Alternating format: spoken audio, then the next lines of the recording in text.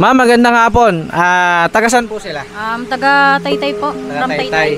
May konting katanungan lang ma'am. Kung i-rate nyo ang resort na to from 1 to 10, ano ang rate nyo at bakit? Ang rate ko po dito sa Paglitaw Resort, 8 po. Bakit po? 8. Okay naman po siya kasi medyo malamig lang po. And hindi ako makapag-enjoy. Bakit? Malalim. Malalim? Parang iba mababaw ah. Pag ganun kasi, hindi ako marunong lumangoy. Okay. Yung parking nila, okay naman, nakapag-park ka naman. Opo, okay po. Goods po Yung yung parking. amenities nila, tulad ng mga table, yung mga cottages nila, yung CR nila, okay naman ba sa'yo? Goods po. Goods naman. Meron naman po silang table po, 400. Tapos meron naman pong 1.8 po yung kubo. Okay Yung mga staff, okay naman po ba? Opo, mabait po. Sobra. Okay, so, okay, thank you ma'am. Okay guys, narinig nyo naman yung rate ng ating isa sa road trip. So dahil dyan, bibigyan natin siya ng Zero Road Trip Adventure t-shirt souvenir. Ito po kayo, okay po, maganda. Ito ba? 8 lang yung rate ko, sir. Okay, 8 lang daw ang rate ni ma'am. Okay, salamat. Thank you, thank you.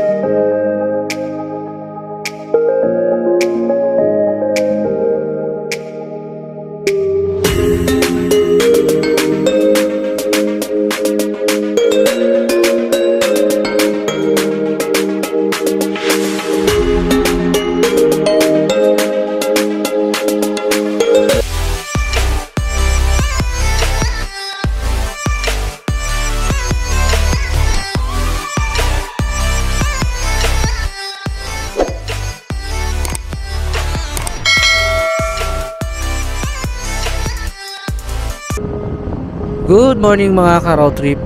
Halika't baybayin natin ang kahabaan ng Marcos Highway papunta ng Tanay Rizal upang puntahan ang isa sa dinarayong ilog pasyalan ng Tanay dito sa barangay Tandang Kotyo, Tanay Rizal. Ito ay may layong 54 na kilometro mula sa lungsod ng Parañaque papunta sa nasabing lugar. Halika, samahan nyo kaming alamin, tuklasin ang nakatagong sekreto ng Paglitaw Natural Spring Resort.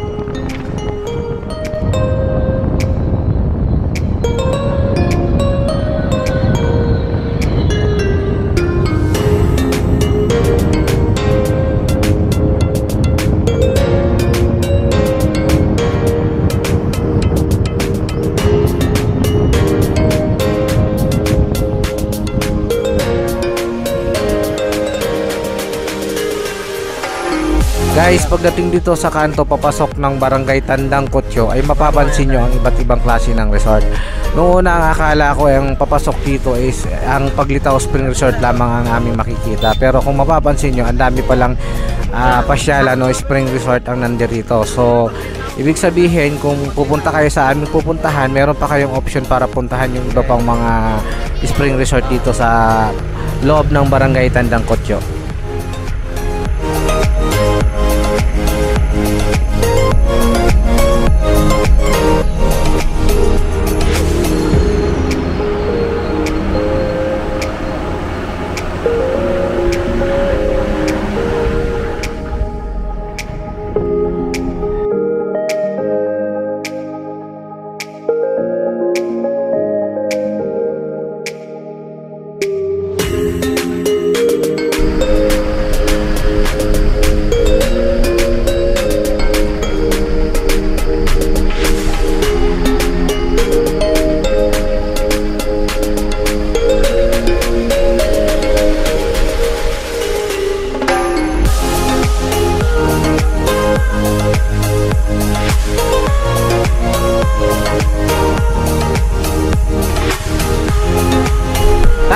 Nauna pa kayo sa amin ha, saan kayo dumaan? Mukhang may dinaanan kayo, hindi namin alam ha.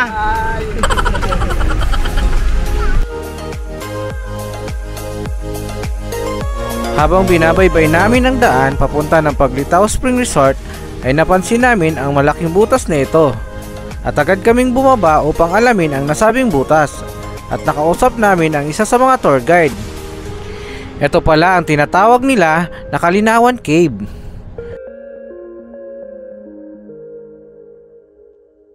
Anong mayroon dyan?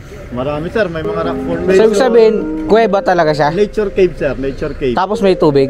Wala po, dry cave yan. Pero ang pwede nating i-explore sa loob ng cave hanggang level 5 ng kuweba. Tapos ilang oras lalakarin? Sa exploration sir, tumatagal siya ng mga 30 to 45 minutes. Pero pagkatapusin natin ng level 5, tumatagal siya ng siguro mga isang oras o higit pa sa isang oras. Depende sa dami na nagiging picture, sa explanation ng tour guide sa loob ng kuweba po. Ano siya, hindi naman siya delikado sa bata? Hindi po, sa katunayan nga sir, sa Agis, 1,400 student ang aming ipapasok. dito sa Parang field ano, trip. pa-field trip. Itong cave na to, historical cave. Marami siyang matutunan. Noong World War II, ginawa siyang taguan ng mga Hapon. Okay, good morning mga ka-road trip. Nandito na tayo sa Paglitaw Spring Resort. So, gaya ng dati, kami na naman ang nauna. So, bababa tayo para magbayad ng entrance fee. Tara. Guys, mukhang nandirito na tayo sa mismong ilog ng Paglitaw Spring Resort, no? So, titingnan natin. Mukhang naririnig ko na yung tunog ng ilog o yung pagaspas ng mga tubig. Ayan.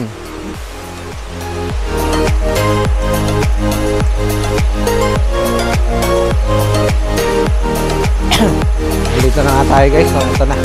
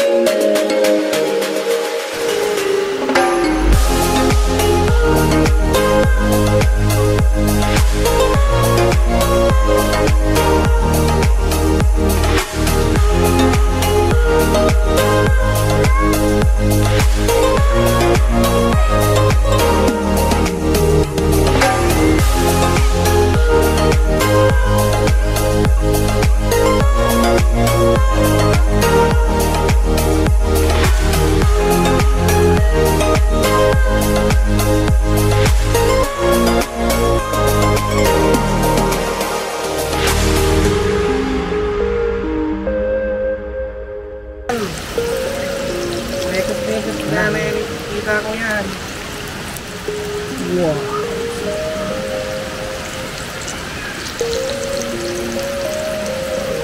Yan, kulit talaga ng batang na rin.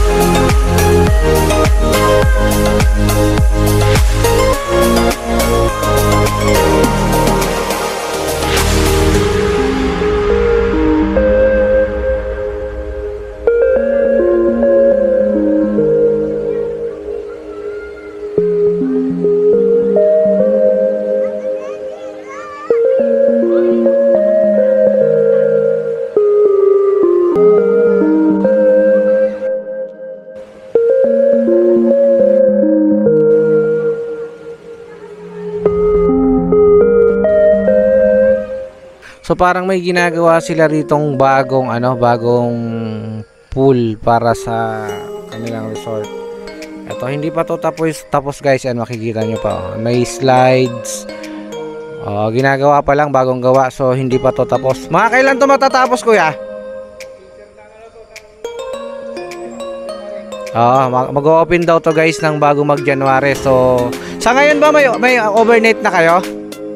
Wala pa silang overnight katulad ng mga nakita natin. So wala pa nga silang overnight. So ayan guys yung pool nila.